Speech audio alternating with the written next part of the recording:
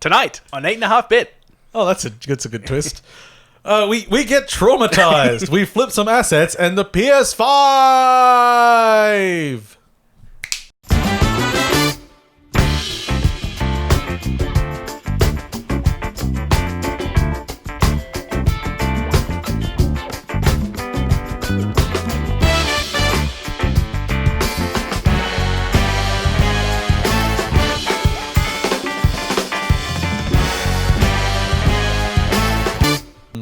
Welcome, friends of all designs, to episode 275 of 8.5-bit.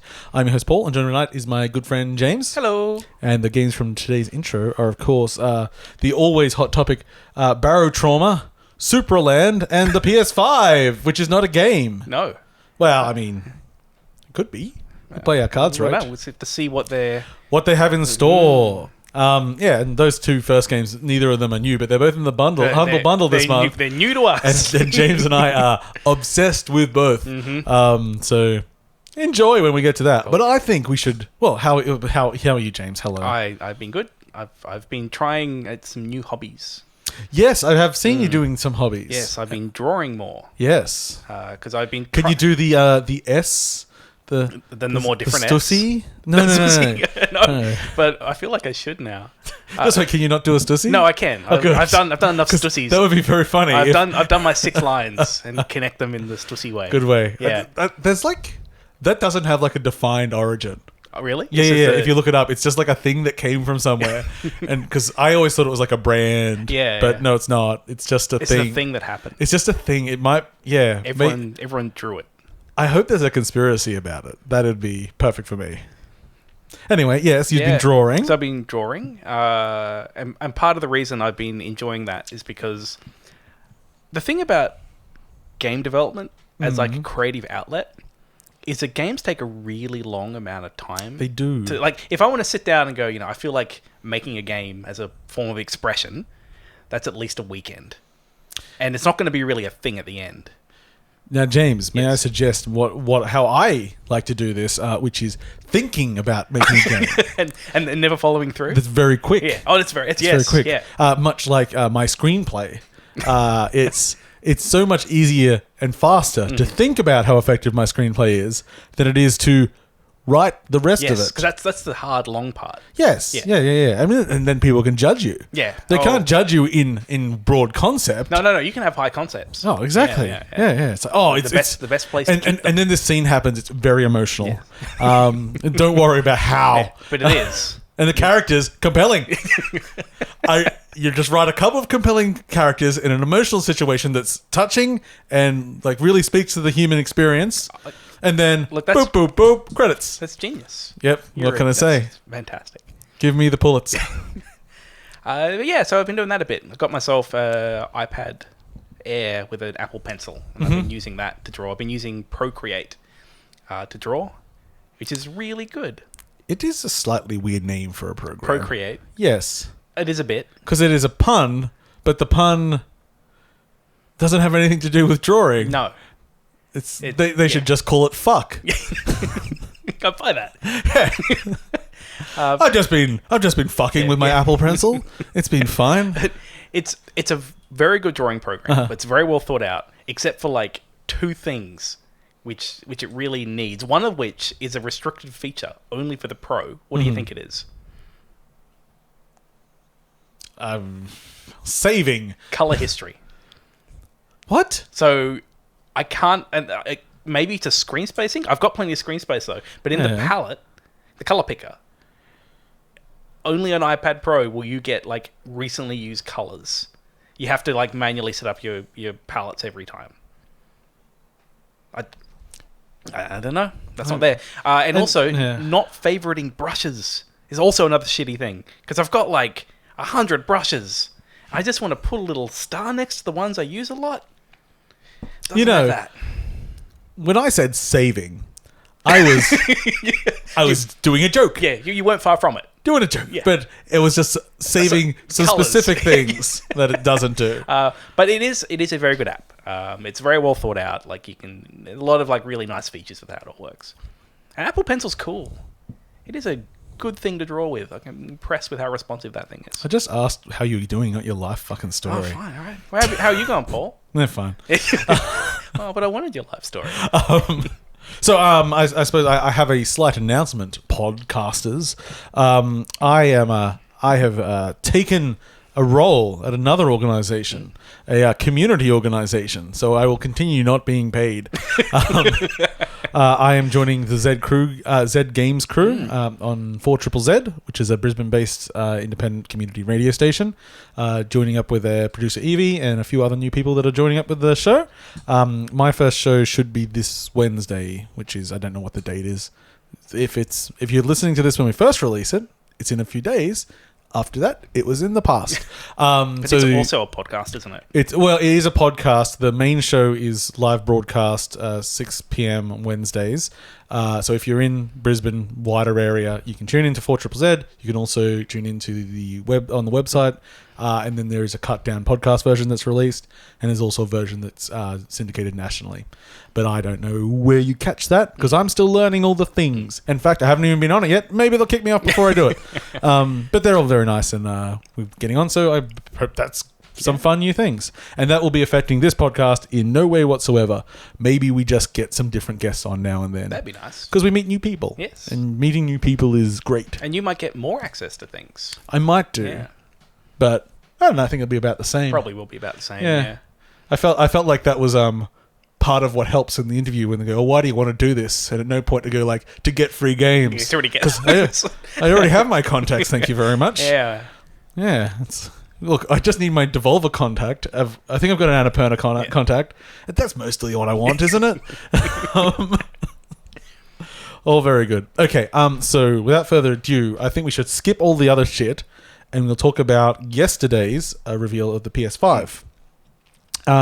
Normally we do these things by just going through the order of the show, but let's not. Let's start at the end.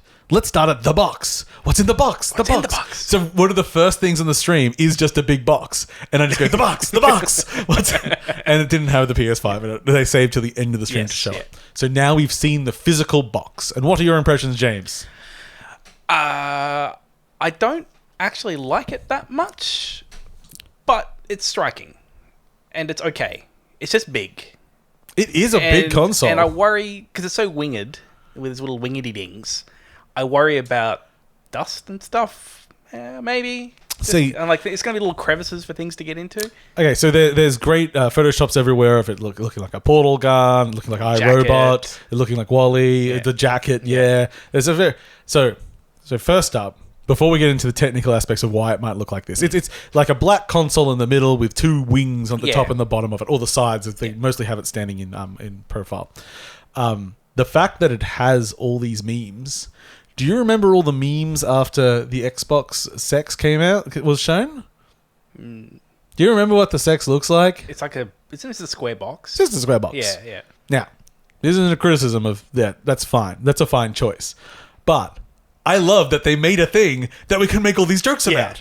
Because it is striking. It is. Yeah. This is a device for games. It's not. It's not just a piece of a media entertainment center. It's not a thing that just silently sits under your TV. Yeah, it makes a statement. Yeah. You might not particularly love that statement, but I like that they took a swing. Yeah, and that was sort of my take on. Like, I wasn't like disappointed or anything. I was like, I was kind of happy that they made this really kind of iconic. Yeah. Kind of thing. It's really striking, and like I will look at it and I'll know that is a. Yeah, you'll know from quite the distance that's a PS5. It has a silhouette, like it's. Yeah. And it's taking that TF2 thing. So you can... Can you tee it with the lights off? There we go. I mean, I'm expecting in a couple of years there'll be, a redesign, and if it is technically like for heating reasons, they'll figure out. Well, that's what when you were saying dust. I think it's actually designed like that for the exact opposite of what you're worried about. I think when they started doing the close-ups and you start just seeing how many vents and everything around, I think the curves in the follower are partly to disguise those vents, give them a little bit of protection, and for a bit of airflow. Yeah. So there's possibly those surfaces more have air blowing on them, so they actually probably shouldn't collect that much dust. We'll see. I mean, I'm just speculating. I don't know shit. And if you lie it down on its side, at work, there was the debate of like, is it flat on that side? No, it's curved. We can't tell anything. I think it actually is a bit curved on the bottom side because I thought it was flat, but then they released a picture of it on the side. It's actually on a little stand, which was interesting because that means it elevates it slightly, It's a which is better another airflow thing anyway, for airflow. So very interesting. I really want to see it close up. And when they got close in the render as well, because it was a render, it wasn't a physical product, the white plastic that's on the outside was very heavily textured. It's like, oh, okay, so I want to kind of tactile get into this thing and see. And the other surprise on the box itself was that it has 2 SKUs. It has one that has a drive and one that does optical drive. And one that doesn't. They both have drives. Memory cards are back, baby. And I thought that was very interesting. I think I like it. I like they've done it. I think it gets you that price point, which is going to be a bit cheaper. How much cheaper do you think they can sell it for? I don't think it's going to be much. Maybe like, my guess is like $50. My feeling was because I don't think it'll be much. See, it has to be at least enough to justify it there. Because if it costs the same, then why would you get the discless one? That's a possibility. So the existence of this console now, Xbox already has one out without a drive, and it's sold okay from what I know of. But as a retail store, what reason would you want to push to sell it a digital only console? Now Amazon doesn't give a shit, but for stores that actually sell gaming products and games, it would be quite the thing. So if they undercut it severely, I could just see them not stocking it. But then there's still online vendors and all that stuff and get around it. But it would potentially hurt those partnerships and everything. So what I kind of imagine is that probably $50 is like the difference. But then they go like, oh, but you get a year of Game Pass or something. Like they do service packets. Yeah. Oh, I mean, we're talking about the PS5, aren't we? PlayStation Plus. And which they haven't said anything about, and I assume it's just going to continue as is. Did you know that PlayStation Now lets you download the games and just play them? I didn't know that. Yeah. I don't know if you can actually get it in Australia. I don't think you can. But yeah, they made that change a while ago and nobody noticed. Oh.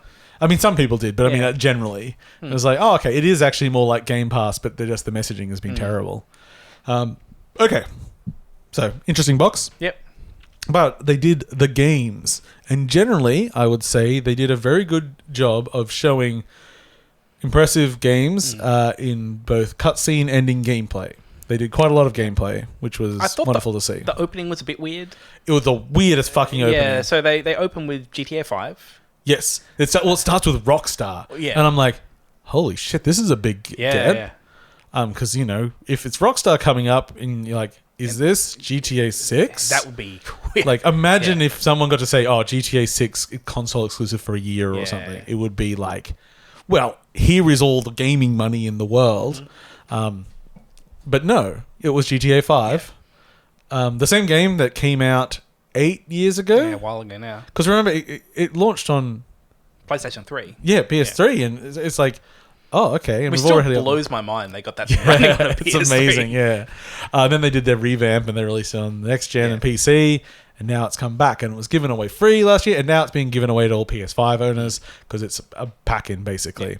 Although, I need to clarify. I heard somebody say that it's just the online that's a pack-in. Not sure. Which seems fucking weird. Why would you bother separating it?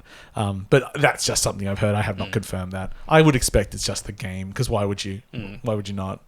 It's like... They make all their money from people playing the online. Yeah. And it's more likely people will play the online if they can screw around with the single player. Okay. So I said we weren't just going to go down the list, but we kind of are. Next up was a bit of a surprise. New Spider-Man game. It's Miles Morales, which is... It's kind of like a bit of a spin-off. Like, it's not like a sequel. I heard it likened to like those Uncharted spin-offs.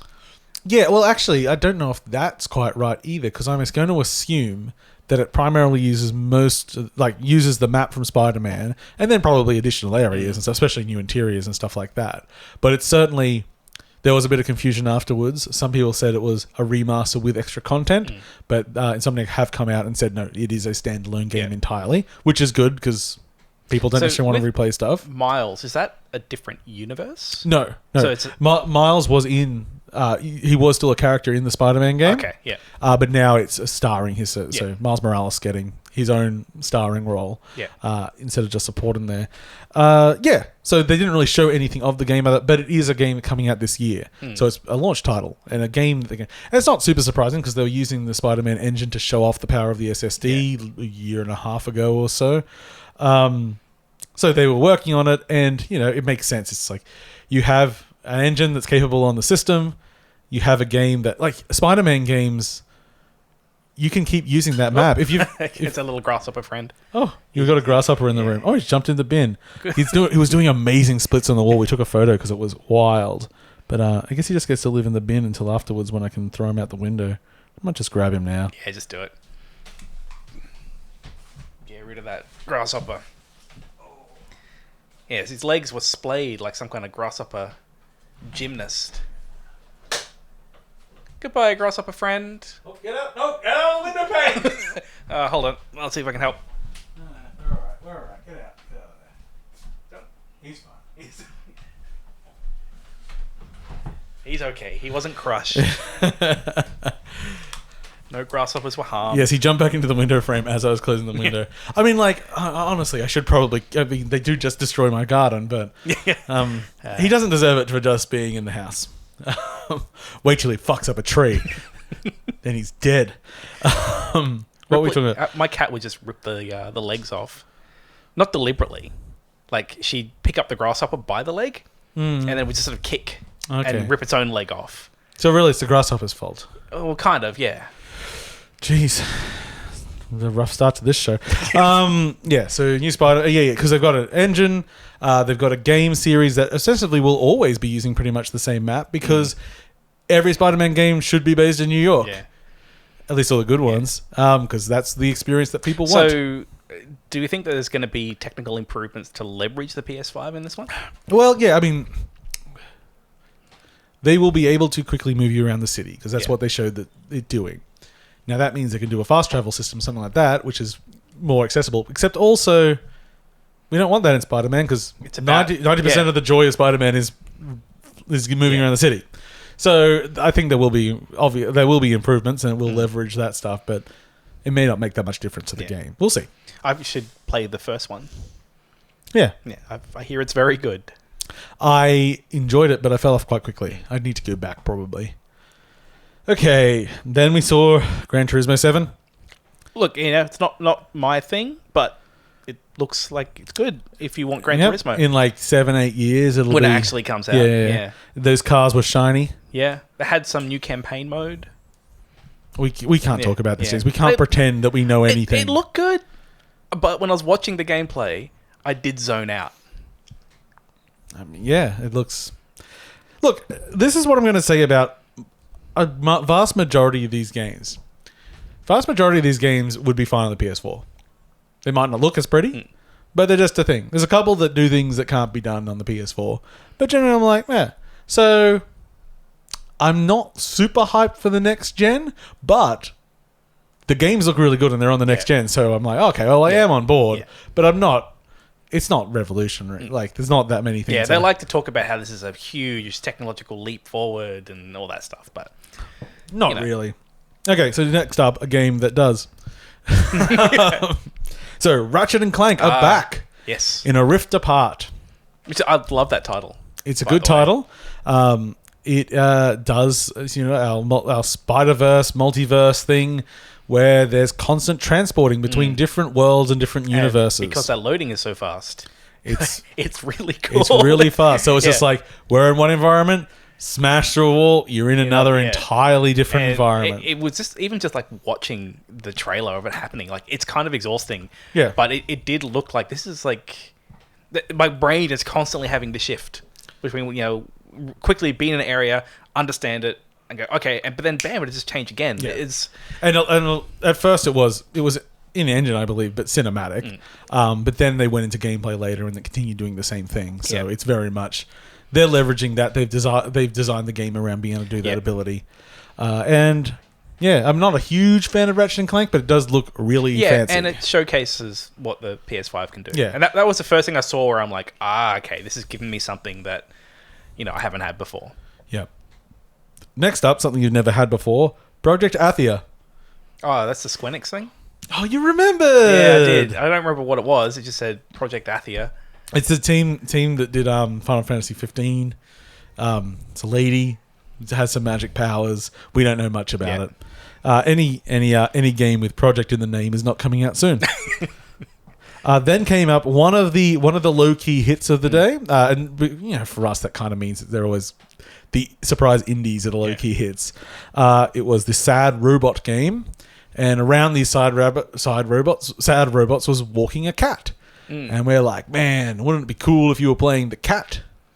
And then you did, and we remembered this game's actually like been around for quite a while, and they just every once in a while put a GIF on Reddit. And it's the cat going around sad robots. I believe it's supposed to be open world. Stray. Stray is what it's called. Yeah, it looks beautiful. I love the universe. Sort of like a bit Blade Runner with sad robots. Yeah, kind of made me think. Yeah, and a cat. Yeah, the people are dead, but the cats are fine. Yeah, that one cat is fine. It makes no sense why we have hobo robots. We programmed them to do. It has the Futurama problem. I choose to believe because I was programmed to believe. A robot doesn't really need to huddle with a blanket, but in this world they do. This makes us feel good, and I'm kind of okay with it. But then there's a kitty cat. Yeah, cat game, very exciting. Next up, an original title underneath. I believe it's under Sony Studios. Lady, she crashes on a planet and she gets killed, and then she wakes up again on the planet, and it's a bit of a time loop, and Paul's suddenly in. He's like, and it's also a bit of a roguelike, because he mentions that the world changes. I don't know if it is a roguelike. Because I mean, the trailer did say something about the world changing. It does, but that might be narrative more than... okay. Yeah, not sure. So, I forget what the developer's name is, but they sort of do more sort of bullet hell schmuppy things. Most of they were the team that said like arcade games are dead, and but they were sad about it. Yeah. They were like, and it's sort of it presents itself a bit of a sci-fi horror thing. It's very cool. I'm losing my mind inside, and then there's also a whole bunch of third person and side scrolling shooting, lots of aliens shooting bullets at you and you shooting them in the face, and it looked really, really cool, and I thought the story looked really fun. And then they said the name. James, what's the name? I don't know. What is it? Returnal. Oh, yeah, it's a good name. Yeah. I did see that name, and it did strike me as like good name.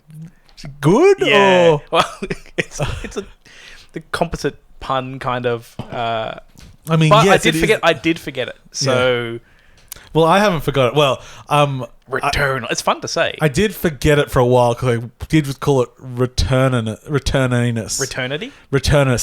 Return and anus together. Returninus. Yeah. So that was a weird, but cool. Yeah. So yeah, there's nothing I didn't like in. Oh, okay. Other than I don't care about Gran Turismo, and there's a sports game later. The one game I did skip through was NBA. Yeah. 20K or 2020, whatever. But he was so sweaty. I got to it and I prepared. I'm going to give it a chance to see what it is. He's the wettest man ever in video games. I'm sure you're a fine video game for people who like you. I don't expect... For fans of the genre, you'd say. For a fan of yes. And I don't even know if 2K games change much between each iteration. Yeah, it's there. James, for some reason, over the years, I've been sent 2 NBA 2K games to review. I have neither. One time I did the character creator. Yeah. Oh, that was the Spike Lee. That was the Spike Lee year. Yeah, that was at least doing something interesting. That's so weird. Yeah. It's so weird racial commentary here. So to just go back to that, just because it's the one thing that reminded me that story. So the character you're playing is definitely supposed to be an African American man. And I did not realize just how different facial mannerisms are because the character creator does a facial scan and tries to make it look like you. And my face doing the things that man was doing was absolutely horrifying. Was like, no, this is you can't just map the motion data of one face to another. It doesn't work like that. It looks terrifying.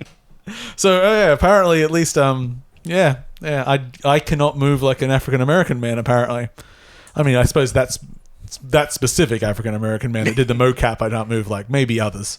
I haven't really tested. Anyway, enough of NBA. Let's continue our fun list. Next up, of course, Mario 3D World starring Sackboy. Oh, yeah. Yeah, that was a thing. The common thread for Little Big Planet games I have with them? What? Don't like the gameplay. So, seeing nothing but gameplay of Little Big Planet. But it's nothing like Little Big Planet gameplay. I don't trust them. You don't trust them to do it? Yeah. But it's not medium molecule making, yeah. Oh, okay, then maybe. I like Medium Molecule stuff, but I've just never played one of their things for their game. Yeah. I like all the tools surrounding it. Look. When I called it 3D World, it is very much a rip-off of 3D World. It looks like it plays pretty much like it. I'm like, that looks fine. Does it have co-op as well? Yes. Yes, I think I did come around on it when I was watching, and I remember.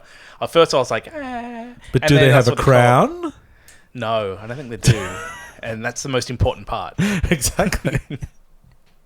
I'll kill you for your crown, James. Okay. Then, a game that hasn't had a lot written about it, but I really, really loved. Destruction All-Stars. Oh, yeah. Which I actually first wondered if it was somehow connected to Destruction Derby.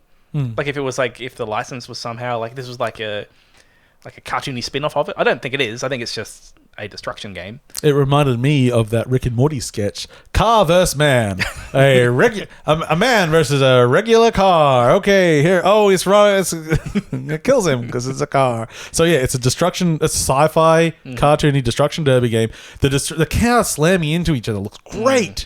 Really satisfying, really cool, and sort of a rollerball-esque wacky arena. I'm thinking about the crappy remake, not the good original. But also, there's people out of the cars, jumping over cars, trying to hit them, doing other things. Whether you're voluntarily getting out or you just get ejected when you crash, I'm unsure. You can ride cars and jump in them. So it's some weird destruction derby sport thing with man versus car. And it looks like it runs really well. It looked like a lot of fun. Yeah.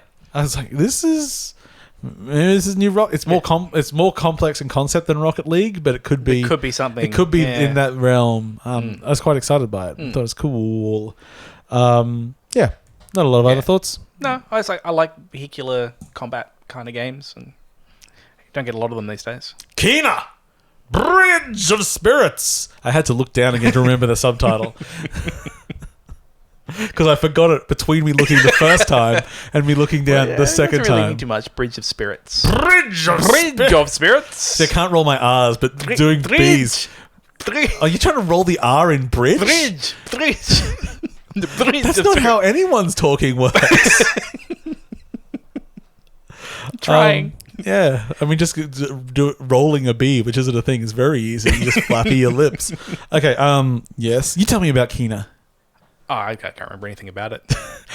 It's basically... It reminded me a little bit of Kubo and the Two Strings in its style.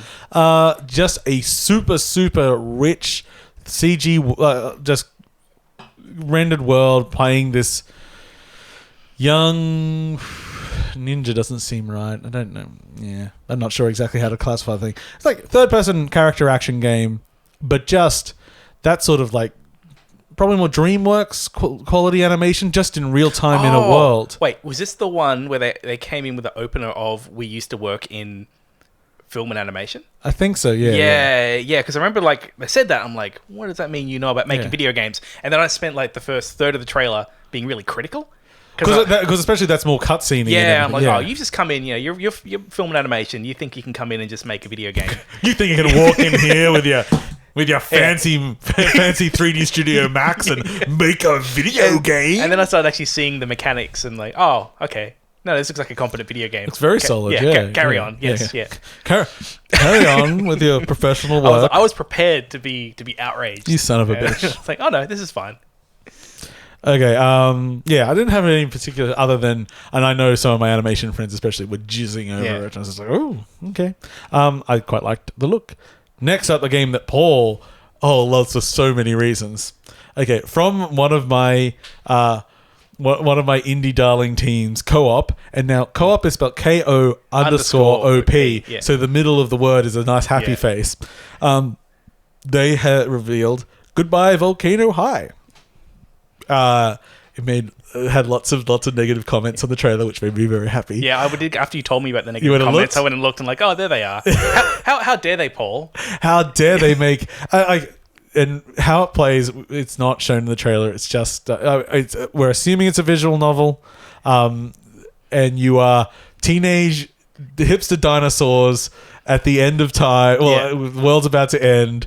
And it has all those sort of angsty teenage, but with furry moments. It's not even the trailer, but I found out later that the main character is non-binary. It's got like a pop soundtrack to the whole thing. It's like a really cheap 80s animation, but with really good animation. It looks gorgeous. This one, I loved it.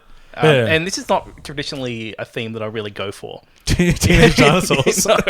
But the bit that I really loved is like they really like lean into this kind of coming of age teen thing, but then it's juxtaposed against the end of dinosaurs. So it's like just the concept of coming of age story, or the whole point is about someone coming into their own at the backdrop of but you're gonna die real soon. I think it's genius. I love it. So I don't even know what the game is, but thematically, I thought it looked amazing. Yeah, quite the striking game.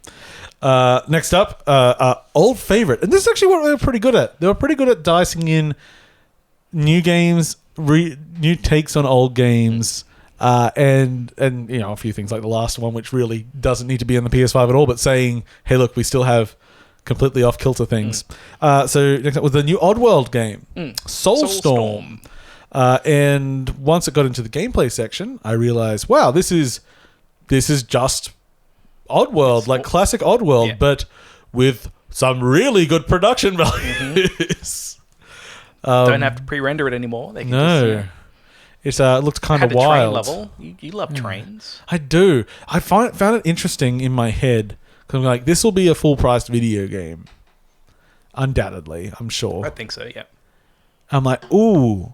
But because it still looks like an Oddworld game, and that's such an old style, does my brain value it that highly? Yeah. I'm like, oh, I don't know where I'll be when it comes out. We'll see. I mean, it looks great. Don't get me wrong. I'm not criticizing the look of the game. I'm just because it still appears to be such an old school thing. You know, I'm like, even with it being modernized. Yeah. Because sometimes I just get those hang-ups, I guess. But yeah, Soulstorm, that's cool. Next up. Man, because I'm just like, we could just skip some. I don't want to skip any of them. They're all interesting. They're all worth talking about. Ghostwire Tokyo. We got our first gameplay. Yeah.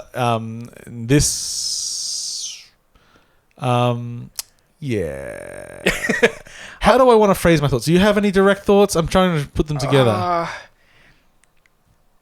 love the theme. Yeah, so you're kind of a ghost hunter. Something like that. I'm not quite sure the context. Sort of going through Tokyo, investigating random monsters of the week. Kind of felt a little bit like, with sort of like some weird magical abilities using hands. You got finger guns.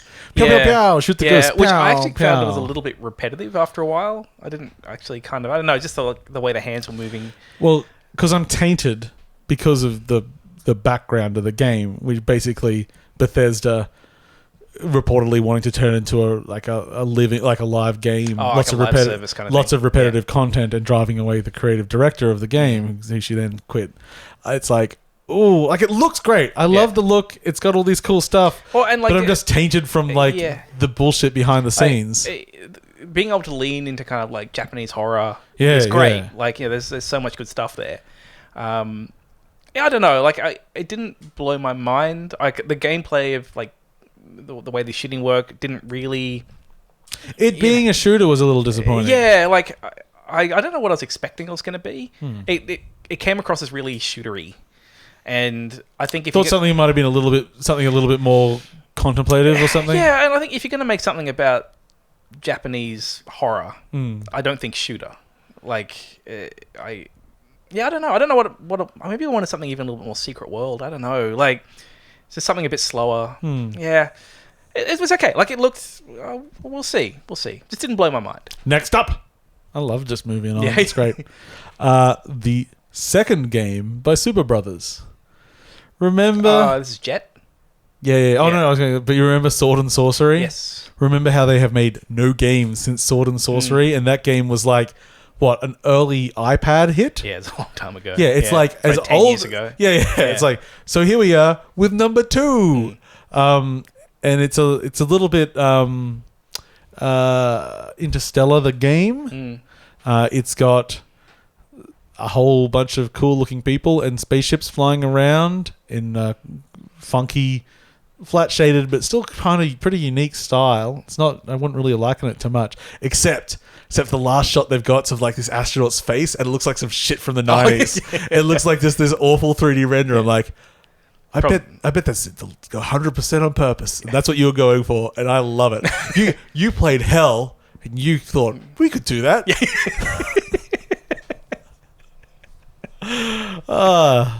I don't really have much impression other than it looks real pretty. Yeah, that was one I didn't quite understand what it was. Yeah. The art style didn't really do a lot for me.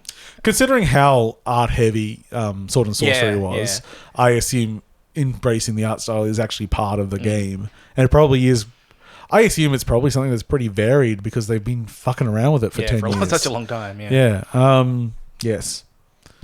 Oh, a game we can skip. We can skip Godfall, right? Yeah. Gearbox releasing looter slasher. Yeah, looter slasher thing. Oh, they got incredible weapons. It's a fucking sword. Yeah, I don't know. I mean, I don't think I'm really going to play another looter shooter at the moment. Looter slasher. Maybe. Sloosher. A sloosher. Something like that. It's fun to say. Solar Ash. I was slightly disappointed with the trailer for because I felt like it didn't really explain the game, and I really wanted to because we'd seen a little bit of it earlier. It's the follow-up to Hyper Light Drifter, and it looks similar color palette, but it's 3D. It's all 3D now. It's your gravity seems to be a bit over the place. Yeah, you're rollerblading all over the world. It moves great. It has a cool style, but I don't really have an idea what it is. Yeah. But then up something that we can very, very easy qualify. Hitman 3. Yes. It's the third, but also the 8th. Yeah, or apparently this is the some kind of trilogy that I didn't even know was a trilogy. They said it's like the last of the open world ones or something. Well, no. It's just the last of this story. Yeah, it's like apparently... Because I always thought just with the Hitman 1 and 2, it was just, here's a place. No, they actually do quite a lot of story in the new series. That said, I've not paid attention to it. But hey, it looks fine. It looks good. It's more Hitman, which has been a successful formula so far. Yeah, but because I haven't finished 1 or 2, I don't really feel like I'm gonna bother with this one. No, I personally because 1's still really good. And I'm sure I could go back and just play that one. And No, you played 2 because they put the missions in 1 and 2. Oh, so I think I should just go back and play 2. Yeah. So are they going to put 1 and 2 into 3? They could just call it Hitman then. Yeah. That'd be a lot of game. That'd be a lot of fucking game. It's like the opposite of Destiny 2, just removing half of its game. Take that, Destiny 2. No, you're not allowed to talk about it later. God damn it. No, we can talk. You can talk about it later. It's fine. I've got something to do elsewhere. I should have brought my Switch in. Fuck, I haven't gone to Able Sisters today. What's the time? I'll never make it now. I was out last night with the Z Games crew. We were just meeting each other, so we got it. And it's like at one point we all just went, "Oh fuck, Able Sisters is closed." Anyway, next up, new Astrobot game. It's the non-VR. It's not VR-y, which I mean, I assume it'll be quality, but man, the VR is what made that. When I was watching it, my first assumption was that it was VR. Yeah, I just thought it would be as well. And I just thought, this is Vomtown. I'm just watching the camera lurch forward. I'm like, oh, good, are you doing? But no, it's just, I mean, it's a good game. So, sure. Yeah. I mean, Astrobot is probably my top 3 VR games. It's such a good game. And I'm just like, I mean, I don't doubt that this will be a good game. It's just not taking that VR, because it's a game that uses VR for the game. It like really sells it as a gameplay mechanism. It's just like, you take that out and it's... We'll see what they do. I think it'll be a really solid 3D platformer. Yeah, Astro's Playroom it's called. Next up, a game that I have been waiting to see more of for a couple of years. Little Devil Inside. I think probably about 2 years ago was the last I saw anything on it. It took our poop joke of the show. Yes, it got a good poop joke in there. Also, maybe in the mainstream, might be the biggest unexpected runaway hit that I've seen. Okay. Just from because it is a striking game. It is this small. It is. It's a bit Zelda-ish in its actual play. And so it takes even Breath of the Wild stuff with cooking and things like that. That wasn't in this trailer, but this is broader. But it's a lot of exploring different environments and fighting monsters, and it's a bit Monster Hunter-y, it's a bit Zelda-y, but it has this really cool cartoony art style that's very evocative, and it shows so much emotion on the characters' faces, and it's quirky and fun and really easy to read, and it's just it cuts between the adventurer out and I believe the old man who's commissioning the adventure, just going around his daily day having a shit, all that stuff. It's there's not much to complain about other than maybe people wanting to sit down and watch an actual gameplay segment. Yeah, but that will be to come. They still showed plenty of gameplay. Yeah. I mean, I was a bit confused because that was the first I'd seen of it, and I love the style. And I remember there were. I believe it's a Kickstarter. Oh, okay. Yeah. And I saw the snippets of gameplay. I didn't really know what it was as a whole. Yeah. But I just remember the way it was edited together was very entertaining. And those snippets of gameplay are obviously gameplay things. Yeah. It's okay, yes, sure, this is a quirky moment of fighting something, but I can see it's a thing where they've swung a sword and hit a thing. Yeah. So very cool. Oh, NBA we've already spoken about. Game of the showtime. What's it called, Paul? So, the camera opens on a strawberry. The strawberry grows googly eyes and legs, and then starts walking around going, strawberry, strawberry, strawberry, strawberry, strawberry. The strawberry is then picked up by a character talking about the walrus. Yeah, talking about the wonders of this place, and look at this strawberry, isn't he beautiful? Then he just eats the motherfucker. It's delicious too. Delicious! That's good accent. Yeah. And then their arm turns into strawberries. Yeah. And welcome to the island of fuck snakes. But it's not what it is, Paul. That's what I heard. I heard the island of fuck snakes. Well, it's a good title. It's very good. It's not as apt as Bugsnax. Look, Bugsnax might make sense and might be a good title, but I'm pretty sure I heard the word fuck snakes at this point, and I quickly messaged everyone and said, look, I must be wrong, but I'm pretty sure they just said fuck snakes. So now it is fuck snakes. So now, yeah. And I've been incepting people so that I tell them before they watch the trailer, and everyone hears fuck snakes now. What you need to do is you need to go onto Twitter. You need to find the degrees of separation between you and the developers. I mean, I'm sure it's one. Yeah, it's Young Horse and incept just back to them. Yeah, no, I'm just gonna message them, I think, and just go. By the way, when they said "Welcome to the island of Bugsnax," I heard "fuck snakes." Is this okay? Yeah. So once I got over that, and I start looking at this game. So it's the creators of Octodad. Mm-hmm. So first game they made since Octodad, which Very is different thing. Not a janky physics game. No, not a. Well, there might be some cool, some wacky physics in it, but it's not about. It's not about manipulating wacky physics. Yeah. You are on an island of Bugsnax, and this island is full of bugs that are also snacks.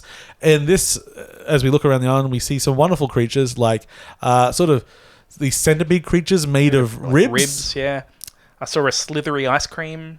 Yep, there was a long worm made of sub-sandwich. Mm-hmm. Lots of wonderful things. But it also is when a character eats one of these snacks, one of their limbs is replaced with the snack. They take on... Yeah, I don't know, sort of characteristics of it. I don't know how it works. I don't know what the mechanics are of taking on strawberry hands. But I love the concept, the core concept of just eating the snack. Muhammad Ali had to take on strawberry hands once. It was a quick fight. Yeah. The concept of it's an island of bugs made of snacks and you eat them. That's fine. It's a quirky thing.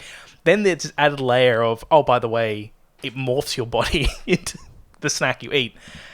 I'm real curious to see what the rest of this game is. And then at the very end, there's a little stinger with a horrible Bugsnax monster jumping at the camera. Oh.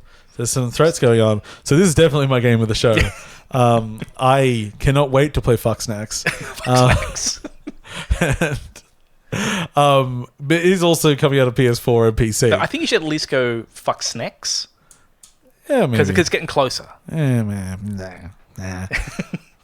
I just want a special Bugsnax mode. Go for it, little boys. You deserve it. Indy doesn't like you. I think you're okay. Yeah, so Bugsnax is pretty good. We're getting close to the end, although there's still quite a few big ones left. Next up, the remake we all knew was coming from Bluepoint. It's Demon Souls. And it's a real remake. Yes, it's not just a remaster. It's not an HD re-release. It is a remake. Yeah. It looks real sexy. Mm-hmm. And...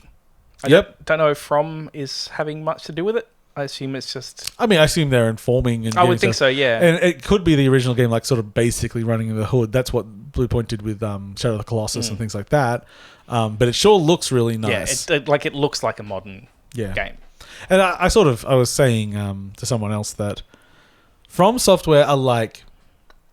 They are league of their own in game design and world design and all this stuff. Sometimes the production quality... Are you saying that their models might not look that good a lot of the time? Their character models may be a little lacking? And UI design, stuff like that. Maybe it's more of a bit of a B there. Yeah. So someone else coming in and doing those things might be all the difference in the world. And also, myself included, I haven't played Demon Souls. No. It was really Dark Souls was their breakout hit. Yeah. So I think it's good. I'm a Kingsfield man. Kingsfield? Yeah, it's pre-Demon Souls. Oh.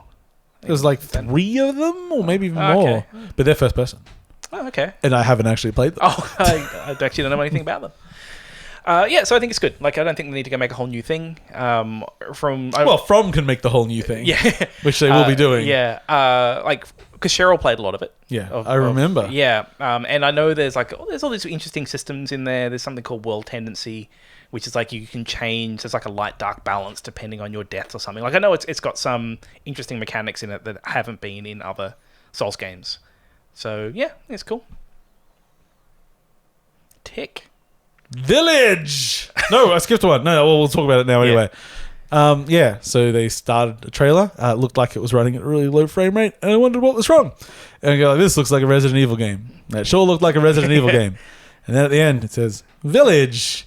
I'm like, that's not Resident Evil. Oh, and but then the tricky highlights happened. Boom! And it put an 8 in Roman numerals in the village. Appeared, yeah. I was like, oh, they got me.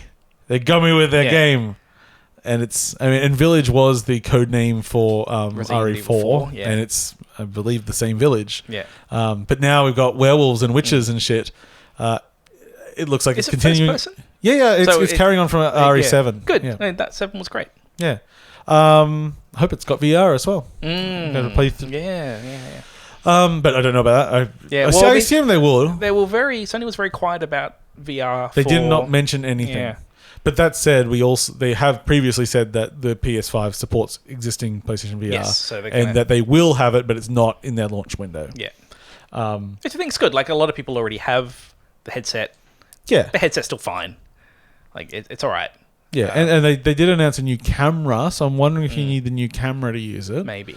But yeah, we'll see. They haven't They literally not mentioned VR anywhere, which I think is kind of smart because if you start saying, well, here's the full package and it's going to cost $2,000 to buy all of it, then it's not going to go down so well. And by the way, there was no price. There was no price, yes. And I think this is going to be the furthest we'll ever get along in a year before we can do pre-orders, because neither of them want to reveal price until the other one does. They're playing chicken until the 11th hour. My gut is around $7.50. In Australia, especially with our weak dollar. Australia dollars, I expect about $7.50. Yeah, we'll see. We'll see. Or $700 if you get the one without the drive. Yeah. The game I skipped, Deathloop, the new Arcane, the Bethesda published thing. Yeah. Published? I think Bethesda are publishing it. But I said Arcane. Yeah. Did you say Bethesda? Yeah, I said Bethesda as you were saying Arcane. I was like, I'm going to quickly backpedal on that. I thought Arcane's making it. Yeah, I thought you said Arcane published. So No, Bethesda published Arcane. They're developed. Yes. We were both right, but I wasn't paying enough attention. Yes, so their new game, which is sort of cool 60 or 7. When is that? So anyway, sort of retro style, bit of a prisoner concept. Man trapped on an island, but all the people on the island are there to kill him, and he wants to try and get out. And every time he's killed, he restarts the day. There's also another assassin there that loves to kill him. Hates to watch him die, but loves to kill him. Now, is that another player, or that was an NPC? So, not detailed in the gameplay aspect of it, but when they originally pitched it, it was you could play either person. That's what I thought. I thought it was like I could pick who I want to play, or there was someone, Because it seems like it'd be a very different game depending on who you pick. Yeah. Unless it's going to be something like they join forces like after the first act or something. I'll find out. Yeah. It looked like a Dishonored-ass arcane game, but with some cool style and delivering on the promise of what the concept was. Not much else to say other than look cool and I want to see more. Arcane do good stuff. They do. There's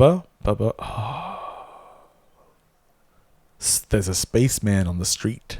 Oh, yeah. And a robot AI girl? Let's not jump ahead. Oh, okay. There's a robot man on a street. Or a robot. And a lot of people are like, is that Death Stranding 2. Yeah, is that the Kojima Productions man? That's exactly what I thought. So, I saw it. No, it's not. And he like fires a thing into space, and then there's a little girl, and then there's a crack in the sky, and then a satellite falls through it, and they jump up and they launch a net around themselves, and then they land on the moon, and the little girl can breathe fine. She should get a helmet quickly. I think she's a robot or some kind of AI. know. We can't know. It's unknowable. And then it says Pragmata. And then everyone was confused. Yeah. It's another title, which I actually didn't mind, Pragmata, but I don't know what it is. We'll find out in 2022. Yeah. Pragmata. It's Capcom's making it. Maybe it's a Street Fighter game. Who the fuck knows? And then the big reveal, which we all knew was coming, but was still exciting to see nonetheless, was the new Horizon game, subtitled Forbidden West. It's pretty as fuck. Mm-hmm. It's hard to gather if there's any major changes to the overall style of the game. I mean, I assume like the mechanics of like shooting and running around will be the same, but whether or not the structure is different. Yeah. I mean, I had the impression it was just sort of more, but they've got new mechanics in there. There's underwater sections. There's a plague that's taking over the world, so you're trying to stop that. And after sort of the break, they had basically dino riders, people on an elephant coming in, all mech'd out. It was pretty cool. It looks really nice. It's kind of a known quantity, so I'm not super like blown away because I didn't finish Horizon. Yeah, I'm sort of in the same boat. But also, I'll probably buy it. It looked really pretty. And that was a PS5. I mean, it was a good show. Compared to the Xbox X's first gameplay reveal. Gameplay reveal, I still can't believe how big of a PR nightmare that was. Yeah. But, they'll have their event. I don't even know if it's scheduled. I think it's next month. It's like, I hate not E3. Not E3 takes so much longer than regular E3. When they can't just do it all in one week. Yeah. I mean, even for the IGN, which has been having game reveals, they're having game reveals every day for like 5 days. I'm like, one. Can this email a list? Yeah. With a bunch of links. Oh, I was so happy. Some small developer said like, so all the game reveals are happening tomorrow. Here's the games we're revealing with their trailers and everything. Oh, great. I don't have to. Like, do we really need the 2 a.m. getting up to watch all the trailers? Oh, I do. But I want them to all be there. I don't want to get up at 2 a.m. for 3 months. Yeah. You want one night. Yeah, I want 3 days of compressed cool where I can be just there at 2 a.m. on Discord going like, hey, is anyone else up? Hey guys, isn't that cool? Sam might isn't be there. Isn't that cool? And then 12 hours later, James turns up and like, I'm just having a look. And he live tweets it despite the fact it's pre-recorded. I know, it's great. Just wait till afterwards now. It's not timely, No. you bastard. Because I with the with the Sony stuff, I got up at 7. Which was just when it was ending. Yeah. You turned up and go like, it looks like I've missed the first part. I'm like, the first part, there's literally rolling credits. So I watched the end, which was the reveal of the box. And then I just went back to the beginning and I live commented. And I was like, oh man, you're so close to Bugsnax now. You're going to love it. Oh, well, I liked not having to get up at 6. You son of a bitch. All the good people were up. Very well. Okay. So that's all of that. It was good, yeah. Apart from Bugsnax, there was nothing there that kind of totally blew me away. It's empty. You can hit the ground. But it was, a good solid lineup of stuff. Made me want a PS5. The stuff that I want. I was going to get one anyway. Yeah, me too. Yeah. We are computer people. Yeah, I don't think I'm getting myself an Xbox because I don't need to. Because I have Game Pass. And then PS5 will be my console. Yeah. Yeah. That's pretty much where I am. Yeah. And maybe, maybe one day I want some Xbox stuff and I want to play it more easily on the TV if there isn't a good streaming service available for it at the time. And there we go. Mm-hmm. But I'm going to get my Blu-ray 4K Ultra player with my PS5. You're going to get the disc version? Yeah, man. What 3 movies will I buy on 4K? Well, I guess a disc version, because it's going to be PS4 backwards compatible, isn't it? Yeah, but I got to think of the movies. Oh. What am I going to use my 4K movies for? Which ones do I buy? Time Bandits? No, the transfer has never been good enough to be worth. No, I mean Gilliam movies, yes, but I don't know if any of them had a proper 4K transfer. Zardoz in 4K. Yeah. Oh, you can really see each individual hair on Connery's chest. Delicious. If you actually go down to his crotch, you can see a few pubes that just stick out of the mankini. Is it pubes or is it just that ponytail reaching all the way down? Yes, that's very good. Let's talk about some video games we've been playing. So, which one do we want to talk about first? The submarine or the funny men? Let's start with the funny man one. Okay. Because I think it's a bit of an easy sell. Because it's like, do you want to play something a little puzzly, a little bit portally, not quite as focused in its like one mechanic? Because in this game, it has all the mechanics. So, oh god, no, god, I forgot my own thing. You continue talking for a second. I've got to remember the name of this. Yeah. Do you want to play a game where you're a tiny man in the sandpit with a giant kid god that looms overhead that slowly forms its own religion in amongst the other little tiny people, the Desians of the... Do you want that? Because it's going to give it to you. Okay, but before I get into my comparisons, this game is the poster child for the asset flip. Oh, yes. It's a miniature world. It's a sandbox that you're playing in. You are little red men. Your antagonist, a little blue man at the start. And most of the things are just bought from the Unity asset store. It has the skeleton. That skeleton should be the Unity mascot. Yeah. Why isn't... Everyone's bought that skeleton at some point. Exactly. Everyone's made a game with a Unity skeleton in it. Yeah. All the bedrooms have a plumbus in it for some reason. Yeah. I don't believe they have any connection to that's Justin actually, Roiland. As far as the world... the world building goes, I don't like the plumbers. I don't necessarily like it, but it's just there because they like it. Yeah. But it's like the world, you're meant to be tiny. It makes no sense to have a tiny They 3D printed some tiny plumbuses. What's your fucking problem? It's just like everything.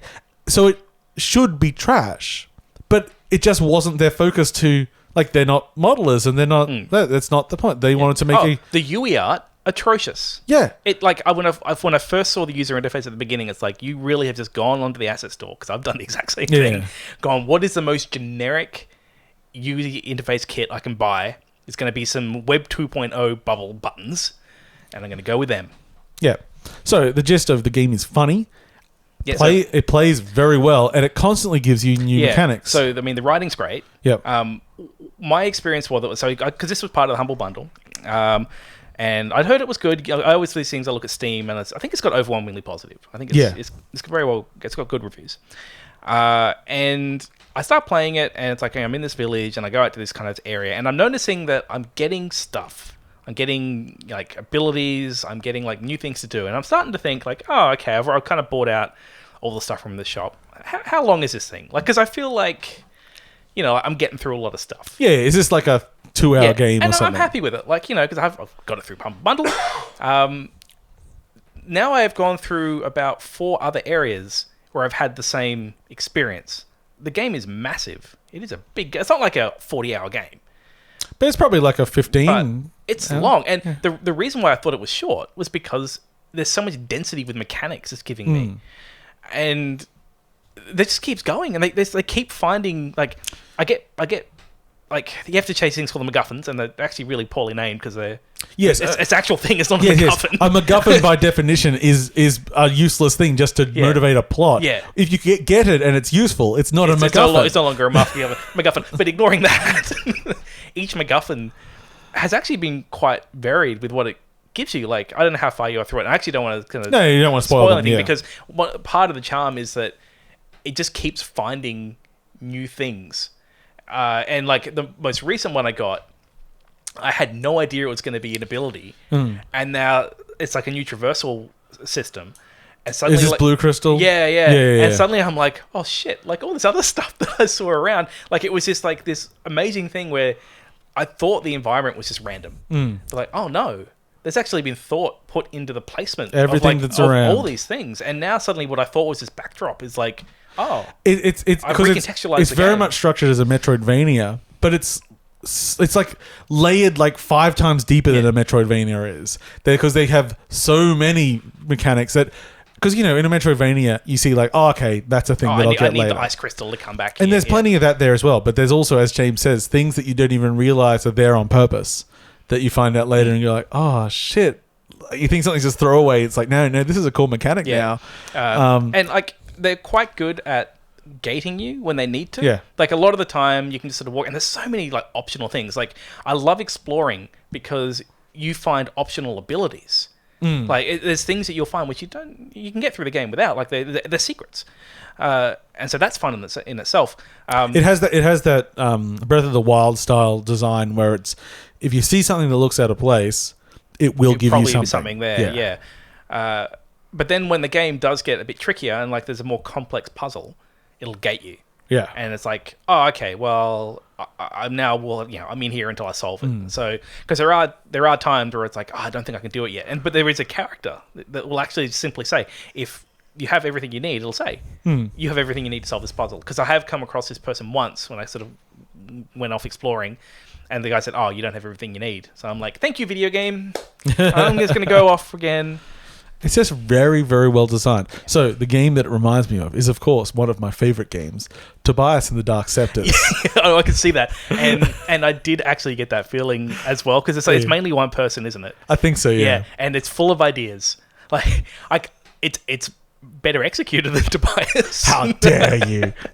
But it definitely has this thing where it's like, oh, I've got this idea for a mechanic, and I'm going to put it in this thing, and I'm going to explore it for a while. And then you can go off and do another little thing. It's I've been really surprised how much I enjoy it, and I think it's because I love the puzzle design, I love the world, I love the humor. Like I've played it late quite a few nights, and I do find myself like making myself stop. Yeah, it's like, I really need to just go to bed. I've got to get up for an E3 in 2 hours. Like, just because I want to talk about the puzzles, but it's kind of hard without spoiling them. But like, it does a good job at responding to what you do as well.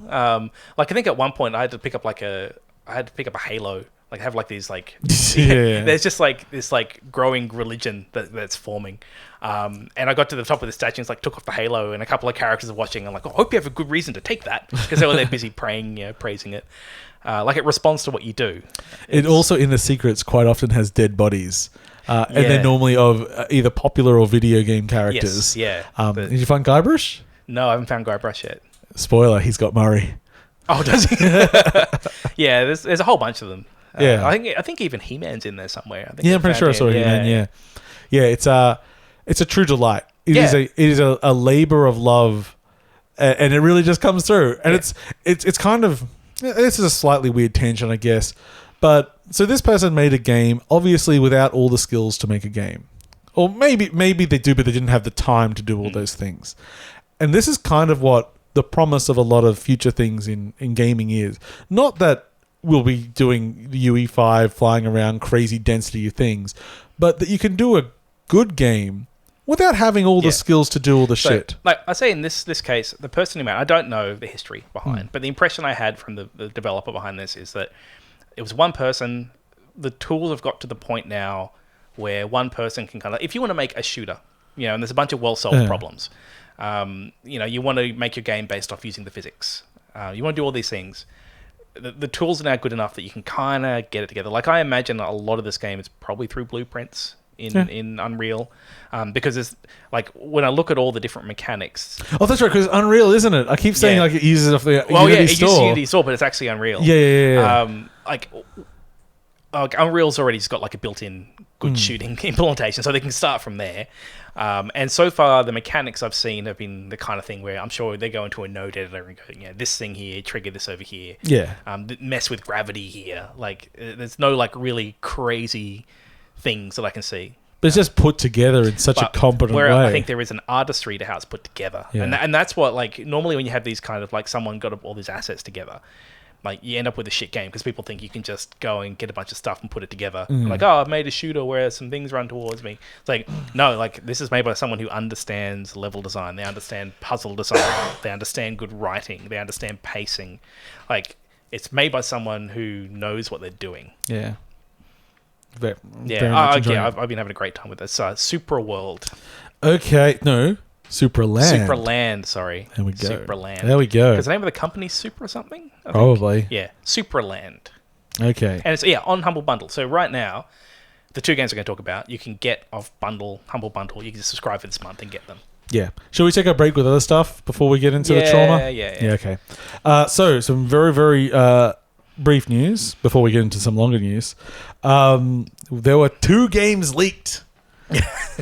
In different ways. Yep. So about a week ago or so, a leaked playable version of Dead Island 2 from 4 or 5 years ago just got leaked somewhere. You can go and track down that footage and everything if you want, and you can probably track down the build. I haven't tried.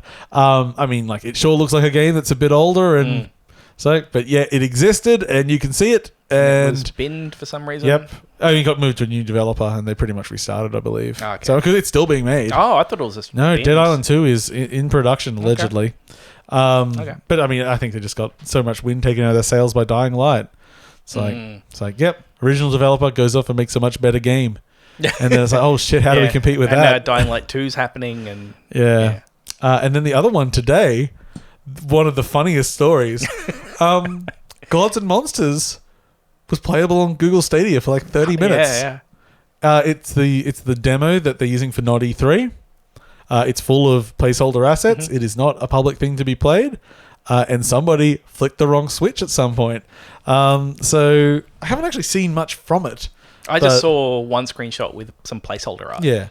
But I think the thing that's funny about it is that as far as leaks go, it's incredibly non-damaging. Oh, it's incredibly benign. Because it's streamed, so no one has any files. No one can data mine anything. No one can nope. It's just like a funny thing that happened. And damage averted. Yeah. Otherwise, of note, I didn't actually think about how to address this at all on the show, so I'm going to stumble over a few things here. We have not mentioned anything about ongoing Black Lives Matter protests and everything in the world. It is not, I don't think, necessarily the thoughts of 2 middle-aged white Australians have anything particular to contribute to this. Where we can, we try to give space for those voices, but we also don't have the audiences to take that. No, I see my role in this whole thing is just to listen. Yeah, I listen and I try to explain it to people in my life that maybe aren't on board or anything. It's like, look, here are people you can go listen to speak, and this is the main gist of what's going on. I'm not deliberately ignoring it, and I just don't. Our platform is very small, and I think from the outreach we have with people, our community is generally pretty.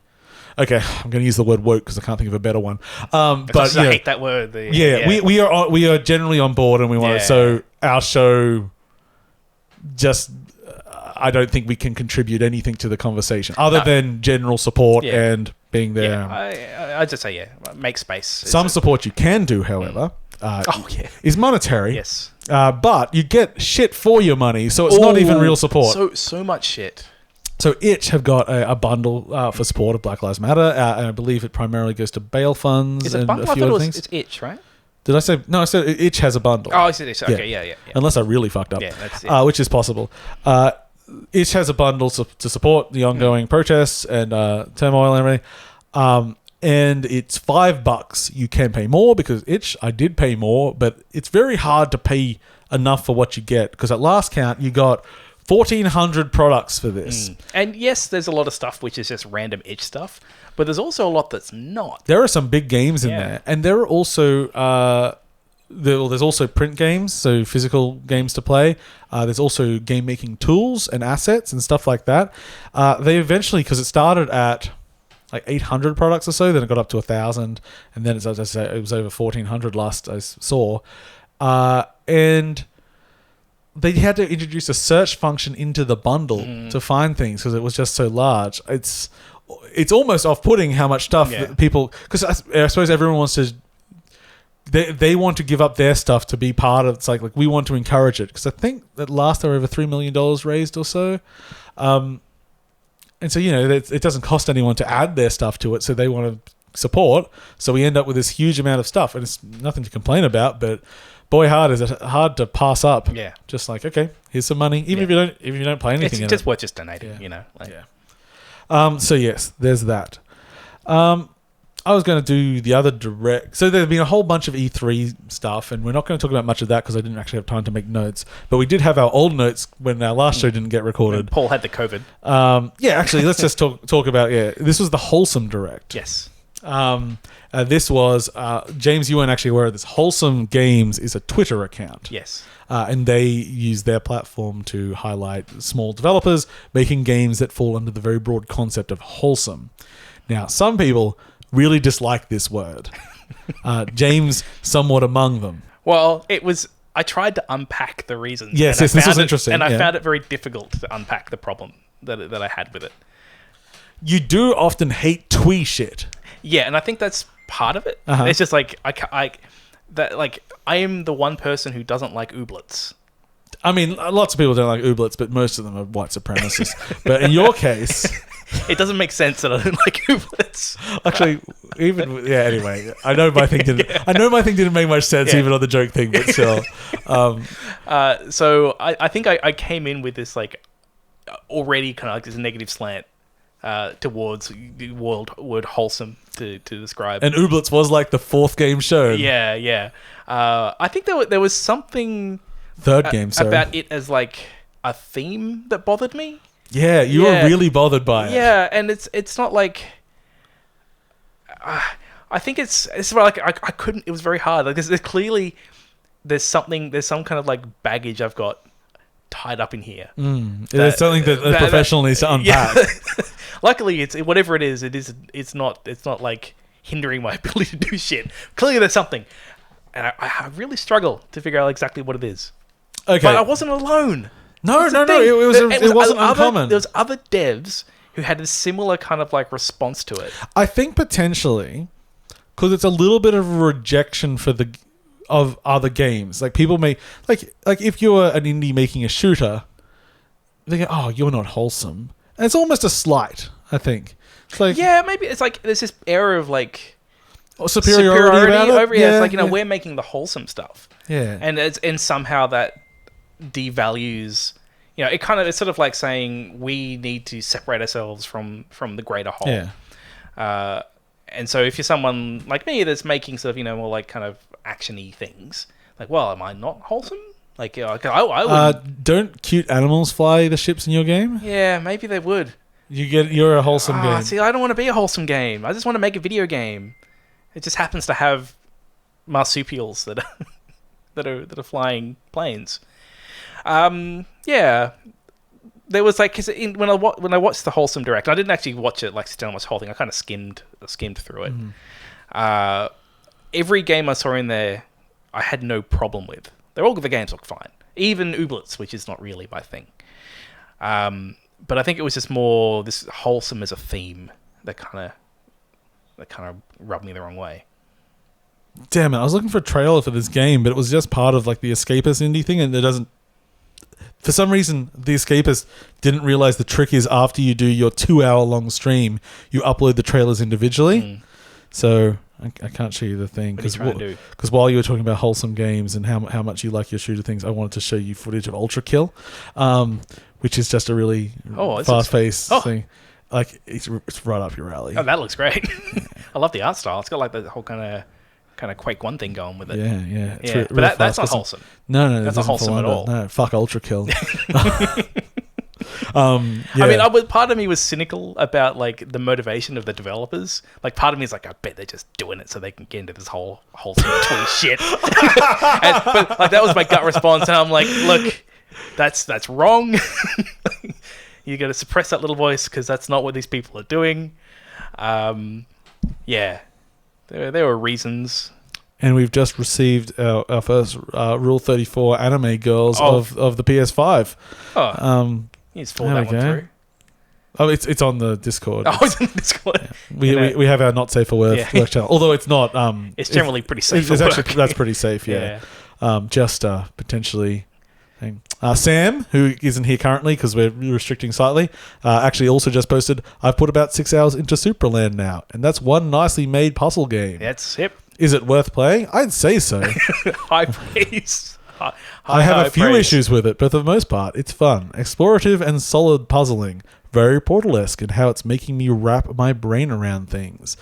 It's like Sam's here. It's like Sam's here now. Oh, actually, I had to sort of deeper voice and whisper. Yeah. Do you need to turn up? Yeah. I have a few. I can't do his whisper. I can't do Sam's whisper. Sam, you whisper it to me in my sleep, and I will repeat it later. He didn't even plan that on the show. It just timed out quite well. Okay, so some of the games shown on the counter to James, I'm like, ooh, I love all these things. Maybe wholesome is my genre. Okay, so part of I think the problem was that the first 3 games basically look like the same game from a distance. So the first one was about cool polygonal teens trying to save the community center with mini games. Goodbye Volcano High was in Wholesome Direct, I probably would have hated it. It's true. You might have gone in there. I'm actually going to skip most of these because some of the ones we've seen before, Ooblets and Chicory, we've already said. Chicory's great. It's interesting what I go like. There was a little game, Little Witch in the Woods, which was just sort of like 2D sort of SNES style. Like you're a little witch and you're in the woods, but you collect ingredients and you go. And but the thing that I just liked is that you go through the recipe book. It had somewhat detailed instructions for making like your potions as the little witch. I kind of like that. I like that. It's like, oh, well, get the mushrooms and then you make sure you put the mushrooms in here and stir it once to the right. I'm like, I don't know how extended that will be, but it was pretty cool, I thought. A game called Winding Worlds by a little developer called Co-op. And it was on Apple Arcade, and I went to their Twitter and someone asked, when is this going to come out elsewhere? And they said never. So I resubscribed to Apple Arcade. It's a cute little game. I've only a couple levels into it. It is made for touchscreen. It only has so you're on planets, circular planets.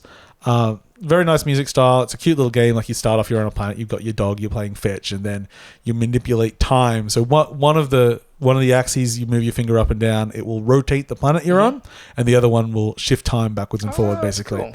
Cool. And once you do that, you find a thing, a MacGuffin.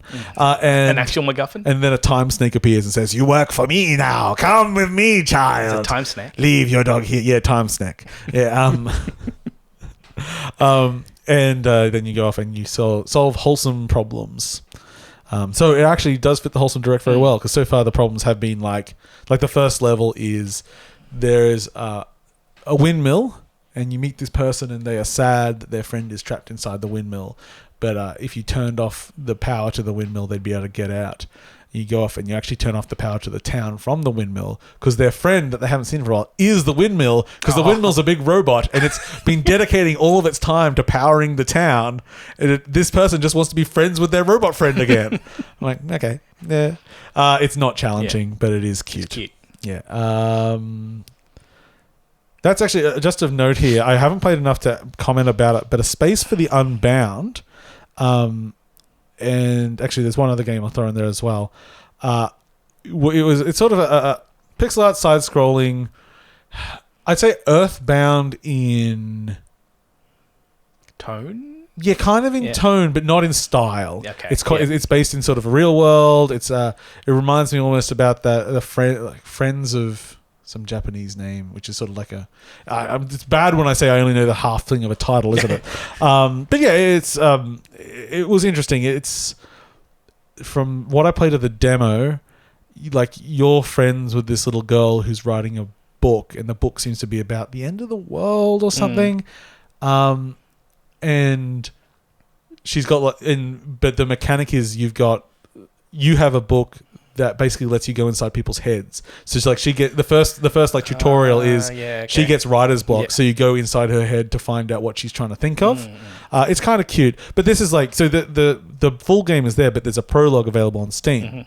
So I just went and played it, and it seemed pretty cool, but I didn't get through it because I had to run away. But another game that I did play through the prologue of was a game called Weaving Tides, which is very much Zelda-like, except you're in a tapestry world, and you are a character riding a sort of weaving manta ray dragon thing. Okay. And your mechanics are like, there'll be a tear in the fabric below you, and you've got a button that takes you to the other side of the fabric, so you can literally go in and sew up holes, and you can tie down an enemy with it and everything. It's real. The style is so unique. It's so cool. The only problem, it does, the responsiveness of it is a bit clunky. But that's something that hopefully they can work out as they're finishing the game. But thematically, it's like never seen a game like it. It's very cool. And the whole thing is this tapestry-based sewing game. So that's cool. My dogs are desperate to try and get into the room. They're getting crazy. They had our friends of the show, Wayward Strand. They showed their game there, as well as Unpacking. They're both Australian games. And as I say, friends of the show, so we can't be too critical. Those games suck. They look pretty good. I'm actually quite excited for both of them. KeyWe, which is a game that I've been excited for. The KeyWe Postman game. Yes, it's two little co-op game, multiplayer, and KeyWe's in a post office. You're running a post office. That's always a great idea. Then a game that really, it didn't show any of the game, but it's already like my number one. It's called Old Friends Dog Sanctuary. It's about rescuing old dogs, and I have no fucking idea how you play it, but I'm sold. You're sold. You're there. Yeah. I'm sold. I was surprised you didn't comment about Critter Cove, because they what was it? They mixed a rabbit with a bee.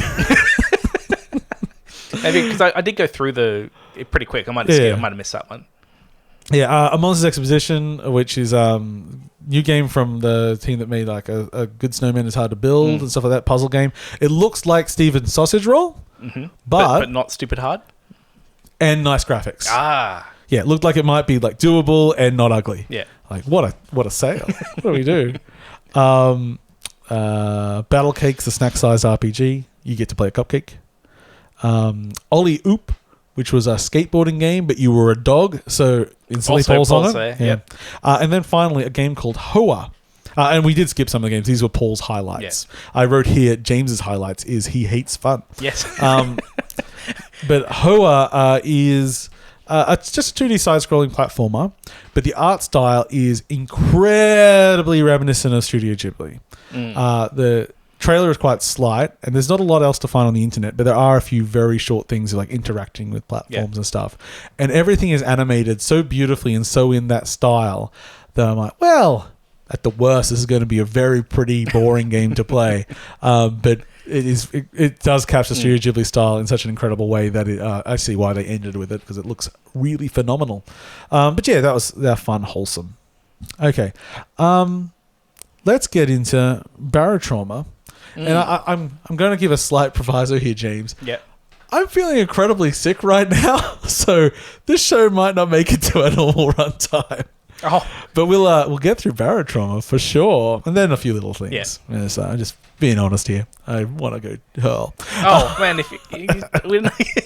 Look, if I need to hurl, I'll go. Don't get me wrong. But thoroughly, it's just an emotion I'm feeling.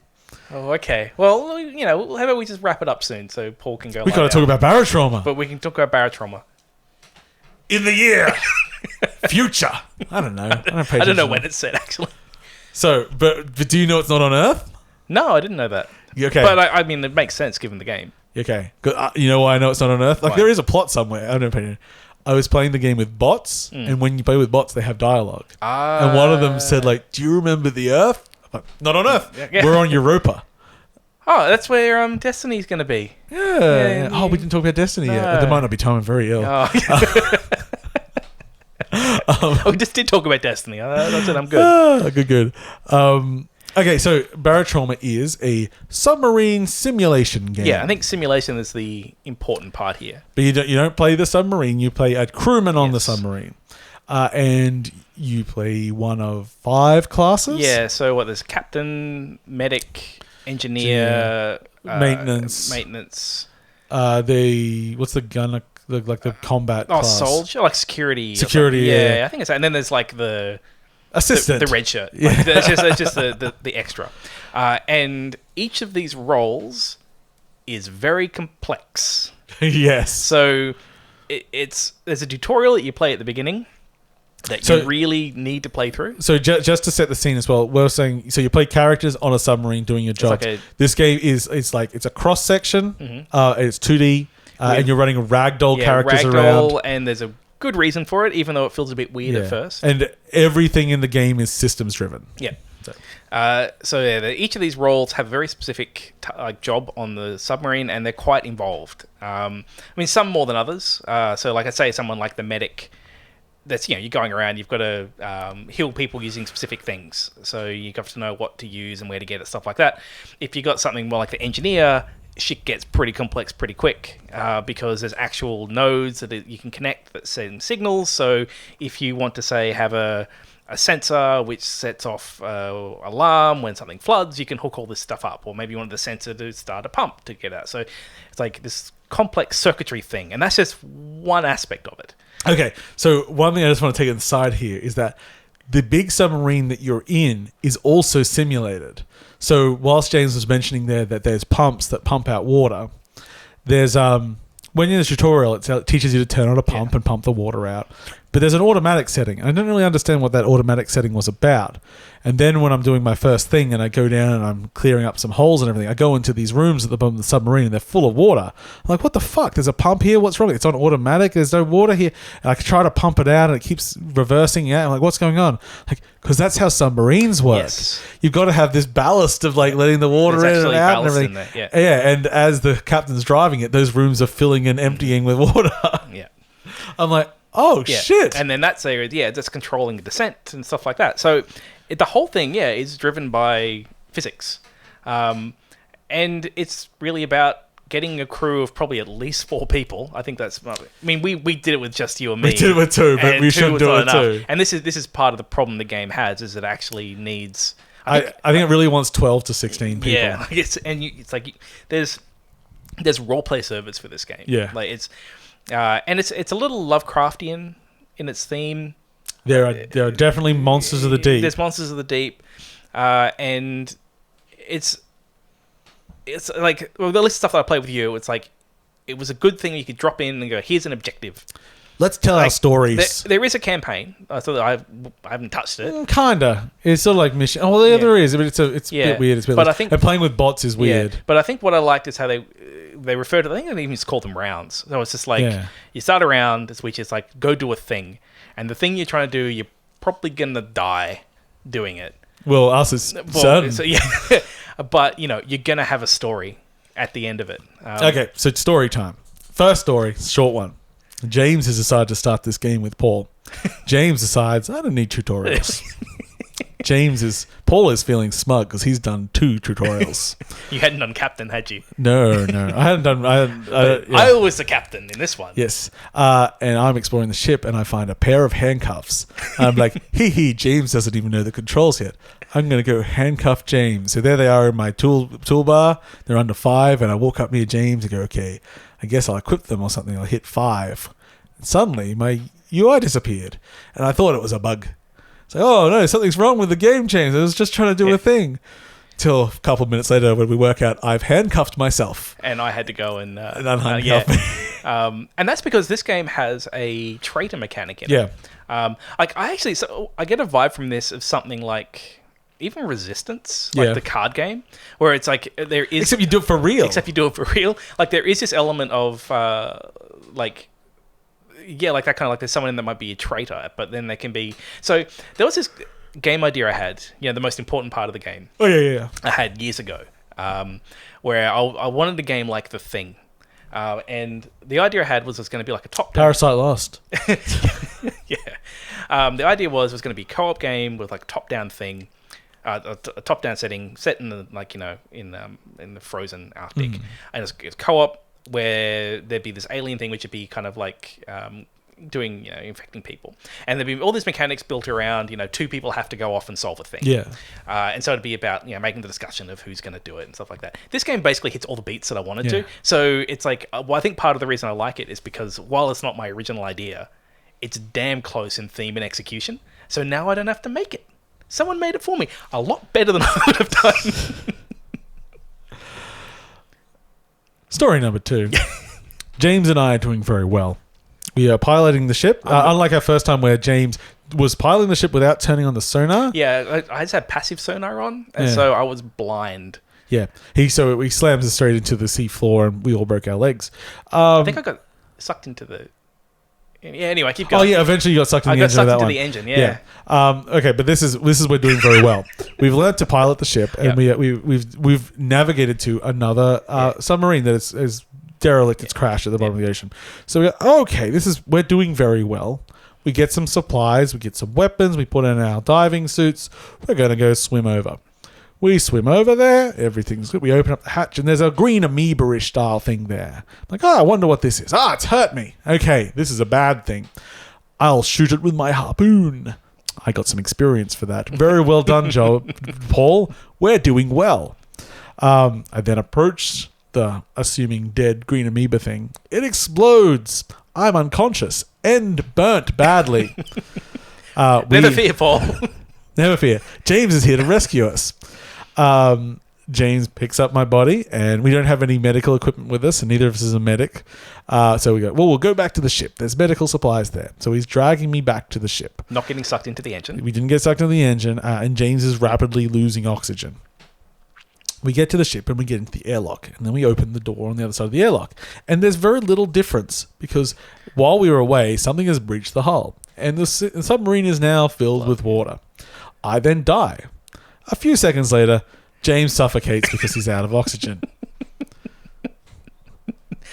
It's pretty good. It's a good adventure. It's pretty good. My third story. I'll do it quicker. I'm playing bots. I'm doing very well. I navigate to a abandoned station, and I get out and I'm exploring it. I'm very rich. I've got medical supplies, all sorts of stuff. There's some bad monsters there. I'm shooting them. I'm discovering things. This is good. I'm burning through all these doors. I think at some point the pressure might have compromised some of my oxygen tanks, because next time I use my cutter, it just explodes, and I'm burning. But I've got some medical supplies, so I fix myself up. It's okay. There's some banging on the other side of this door. There's something there, so I get back and I get some more oxygen there. I go, shh, get through. It comes down, and there's two people there in diving suits. I'm like, I've rescued some people. No, they attack me. So I back up and I shoot them both with my harpoon. But during that, one of them basically tries to kiss me. And I now have an infection in my gut. And it says it's a parasite. Oh, great. So when you go into the healing menu, it has like things that will... cure what the ailment is. So I noticed I've swam back to the ship. I'm okay, but I'm a bit damaged, and this seems bad. My bots are running around, keeping the ship from filling with water. Good work, bots. I get there, so okay, it says sulfuric acid might kill this thing. So I drink sulfuric acid. How'd that work out for you? It kills me. But did it kill the parasite? No, it did not. Oh. My body jumps up and begins to attack and infect the rest of the crew. And we all die a miserable death in the bottom of the ocean. What a game! Yeah, so this game is a game of stories where failure is fun. And this, like, I just want people to buy it. Go get the Humble Month choice, whatever thing, and we need enough people to have a proper 6-person game of this thing. 16-person game. 16-person game. I'll be the captain's assistant. Because there's this whole like Steam Workshop thing where there's a submarine builder in this game, which is crazy, and a character creator, which allows you to make both playable characters and monsters. And when you load it up, it's not just some like, I put a mustache on this person. It's full on fucking bringing in assets, scripting. Yeah. This is a game. It's also early access. Yeah, but I couldn't tell. Like, it looks pretty polished and complete to me. Yeah. I think all it really means is that there's just going to be more stuff. They've got a long roadmap of stuff they're doing, it's phenomenal. Yeah.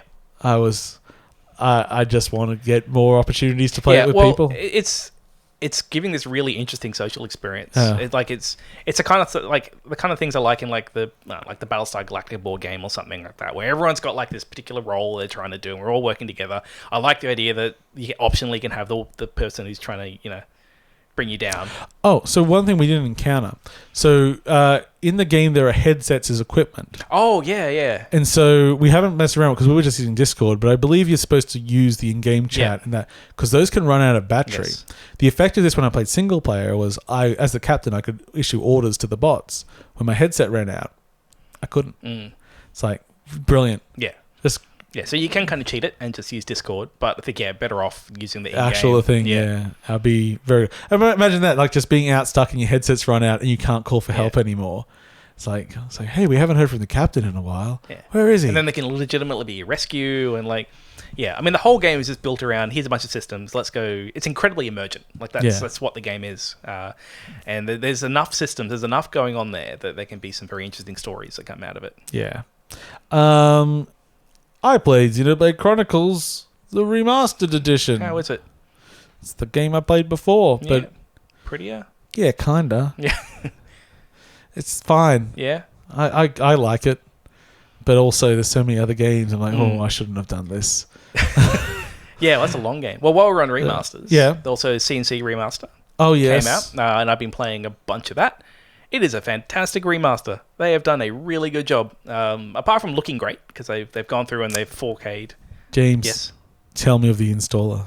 Oh, yeah, okay. So one of the things with the classic CNC was that it had an amazing installer. Like, all these bars, these rendered bars and things. It was an experience, the Command and Conquer installer.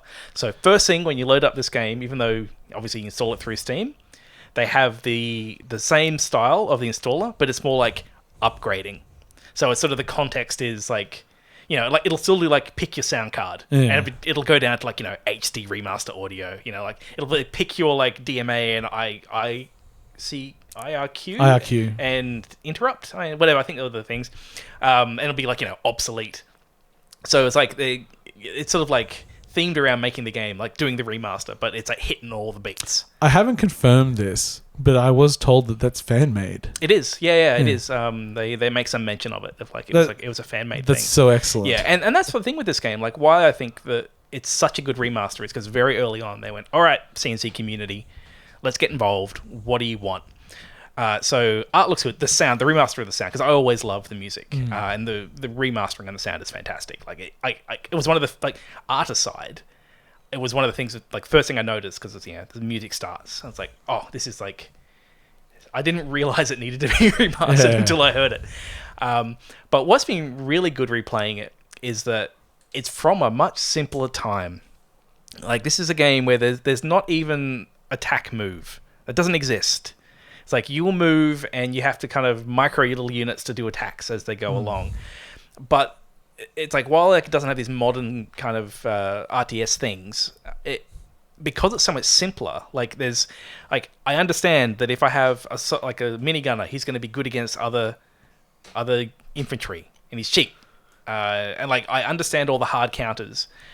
It's kind of like really nice to play because I don't have to worry about understanding, like say in StarCraft 2, I've got to remember that this particular magic space unit encounters this particular magic space unit. The micro. And the micro, where this is like, nope, I've got some units. The unit will do more damage to this thing. And probably what I'm going to be doing instead of trying to micro abilities is, oh, the tank's trying to run me over. I better reposition my dudes. Or, my grenadiers, I probably, because there's damage, like self-damage. So it's like, I probably shouldn't use grenadiers to hit my, like, other units which are fighting these other guys. Like all these decisions are very intuitive. I don't feel like I need to learn the meta of this. Each of the missions is quite small in scope. So like some of the missions you're done in 5 minutes. So you just load it up, done. And because this game has all the CNC and all the red alert, it's not like it's something you knock off in 4 hours. Like there is so much content in there. It's been a great remaster. I mean, probably the biggest criticism is the videos where they ran it through the AI filter. Yeah, I don't like that AI filter. Which sometimes it's fine. Like if it's just a profile picture of someone, it's okay. You know, the one thing that I think they could just do with the interlaced is if you just turn the saturation up a little bit, because every second line is just black, it makes everything look a lot more washed out. It's like, just make it a bit more saturated. Yeah, I just kind of wish they just included the original. Yeah. Like, 'cause they would, like, each of those videos would have been, with modern compression, 2-3 meg. Several megabytes, yeah. You know, like all the videos would probably be like 50-60 meg. Yeah, I wish they'd included it, but it's just hit and miss. Sometimes they look fine, sometimes they don't.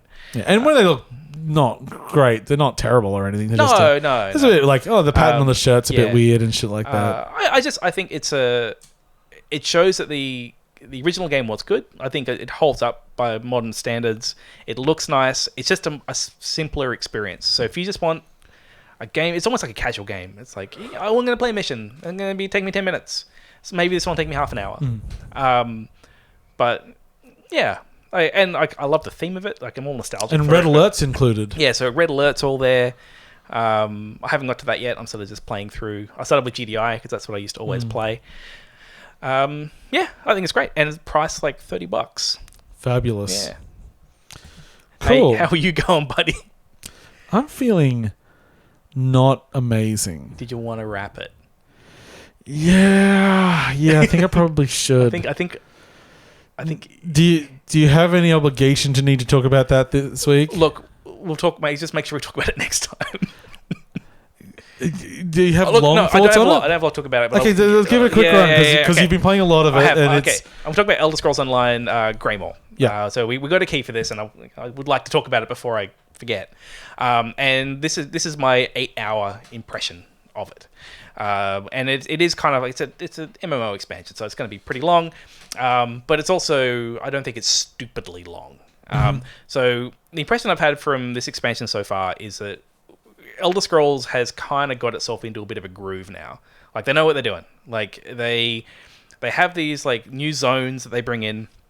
They have mostly a self-contained story where it's going to probably take you 20 hours or so, maybe a little bit more to get through, depending on if you kind of walk around a bit.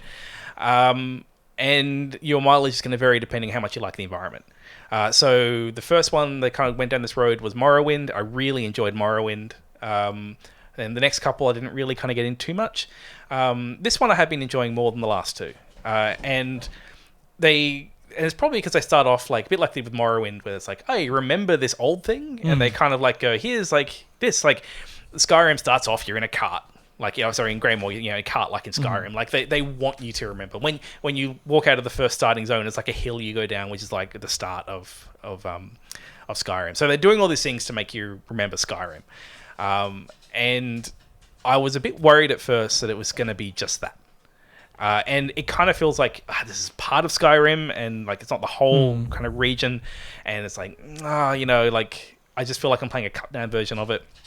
But I've just gotten to kind of like this new underground area, and that's where I'm like, okay, there's something kind of new here, because it's like it's sort of like the Underdark, or like this kind of big underground cavernous area with kind of mushrooms and pretty lights and kind of stuff like that. And that's where I got this feeling of kind of exploration and stuff like that. So far, the story's been pretty good. I like that it's not being too lore heavy. I don't really like lore expansions like WoW does it, because I generally don't care. I like it when it's here's a story, and I go do the story. I go do the story. Take that can. Yeah, so it's been more like that, which has been good.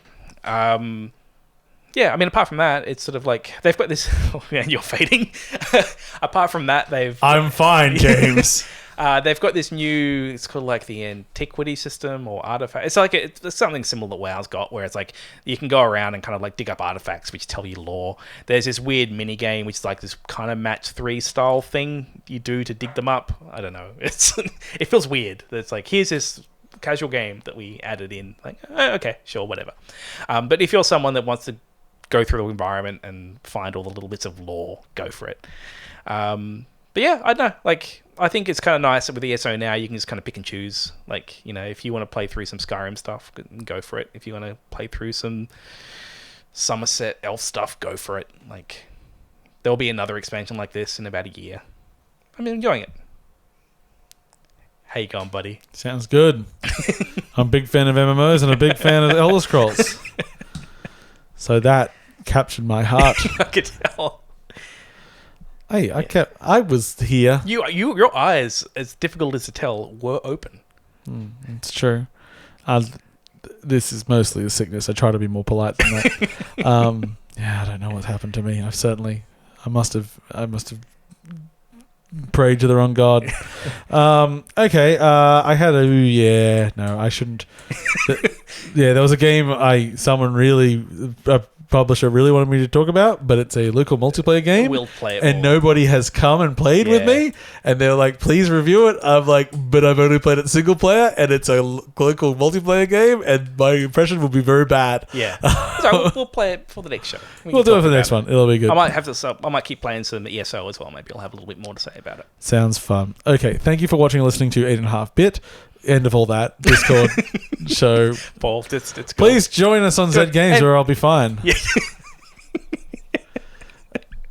It'll be good. It'll be good. Always hope you enjoy it. Thanks. What do I say at the end of episodes? I don't know. I say click. Click. Okay. Remember to sub, like, and join our Discord and all those things. Hit the bell. Hit the bell. You gotta ring-a-ding-ding that bell. Fuck you.